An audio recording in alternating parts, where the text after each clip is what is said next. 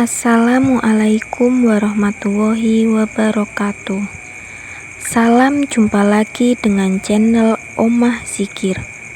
Kali ini akan kami angkat sebuah cerita berdasarkan kisah nyata yang dialami seorang teman.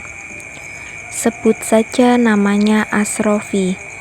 Ketika itu Asrofi usianya belum ada 10 tahun. Ketika itu ia diajak pamannya yang bernama Sapuan menjaring burung. Tempat yang digunakan untuk menjaring burung adalah kuburan pucung. Kuburan pucung letaknya ada di pinggir jalan. Itu adalah sebuah pemakaman umum yang tidak terlalu luas.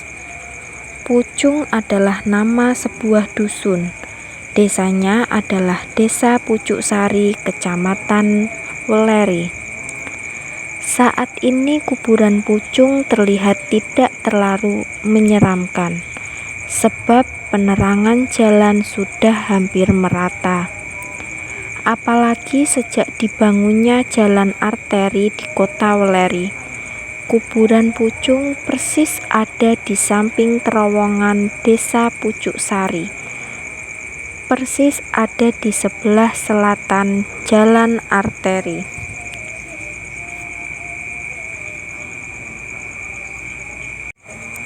Sejak berpuluh tahun silam, kuburan pucung terkenal angker. Banyak sekali cerita beredar di masyarakat. Orang tersesat dan tiba-tiba ditemukan di kuburan pucung dalam keadaan linglung, tidak ingat apa-apa. Bahkan ada juga anak sekolah yang mencari jejak malam hari ditemukan di makam umum itu. Kembali pada cerita yang dialami oleh teman kita yang bernama Asrofi.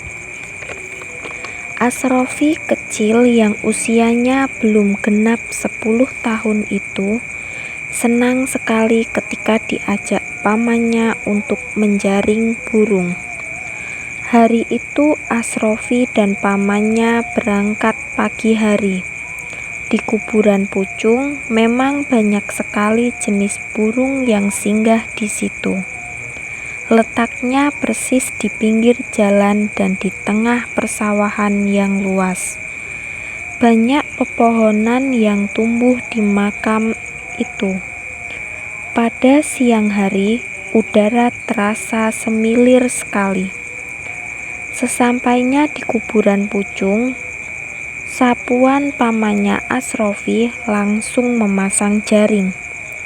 Biasanya setelah jaring terpasang, jaring itu akan ditinggalkan, kemudian pada sore harinya mereka akan kembali menengok jaring burung itu. Biasanya ada beberapa ekor burung yang nyangkut di jaring, maka tinggal menangkap burungnya saja. Pagi itu setelah memasang jaring, Lek Sapuan merasa ada yang ketinggalan di rumah. Rumahnya juga tidak terlalu jauh dari makam itu.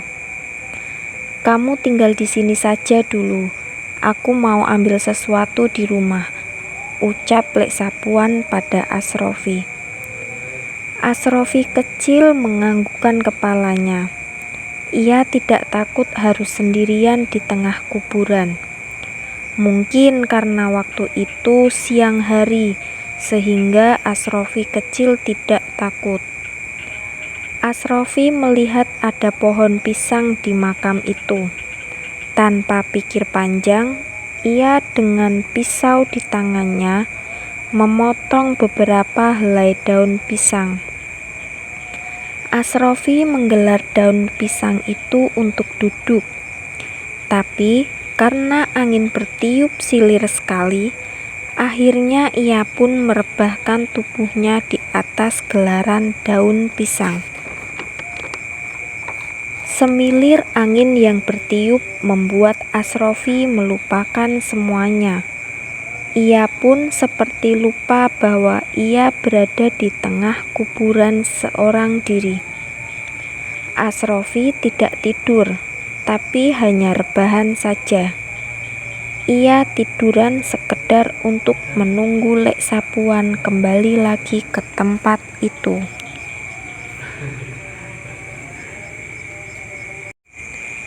Tibalah saatnya ketika matahari berada persis di atas kepala. Asrofi masih santai saja tiduran di atas gelaran daun pisang.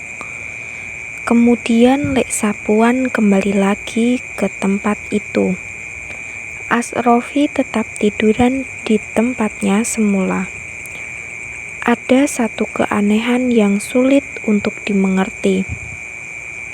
Sepertinya Lek Sapuan tidak melihat Asrofi yang saat itu ada di dekatnya. "Ini anak pergi kemana?" Lek Sapuan bergumam sendiri. Mendengar ucapan Lek Sapuan itu, Asrofi baru menyadari kalau pamannya itu benar-benar tidak melihat keberadaan dirinya. Lebih terheran-heran lagi, Asrofi ketika pamannya bermaksud untuk meninggalkan kuburan itu. Akhirnya Asrofi bangkit. Ia berusaha untuk memanggil Lek Sapuan yang berjalan lurus untuk meninggalkannya. Tapi teriakan Asrofi itu tak dipedulikan sama sekali oleh Lek Sapuan. Yang jelas, Lek Sapuan tidak mendengar teriakan Asrofi yang terus memanggilnya.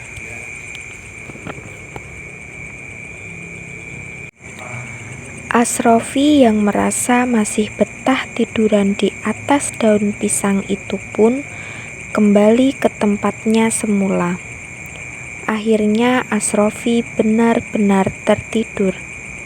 Ia telah lupa waktu dan lupa bahwa dirinya berada di kuburan seorang diri.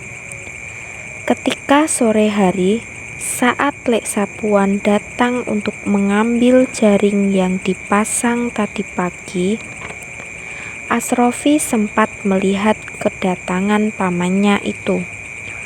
Bahkan ia juga tahu kalau Lek Sapuan hari itu mendapatkan 3 ekor burung. Asrofi berusaha memanggil-manggil pamannya itu, tapi Lek Sapuan sama sekali tidak mendengar teriakannya itu. Asrofi terus berteriak sampai Lek Sapuan pergi meninggalkan makam itu. Asrofi hanya bisa menghela nafas dan kembali ke tempatnya semula. Tak ada niat sama sekali dalam hatinya untuk mengejar Lek Sapuan dan pulang. Entah apa yang menahannya agar Asrofi tetap tiduran di atas gelaran daun pisang tadi. Asrofi tidak menyadari sudah berapa lama ia berada di tempat itu. Ketika Asrofi mulai merasa ngantuk, tiba-tiba ada seorang lelaki yang baru saja menggarap sawah datang untuk membangunkannya. "Le, bangun, ayo pulang, sudah sore." Seketika Asrofi tersadar kalau dirinya sedang tidur seorang diri di tengah kuburan. Ia pun berlari dan terus berlari untuk pulang. Wassalamualaikum warahmatullahi wabarakatuh.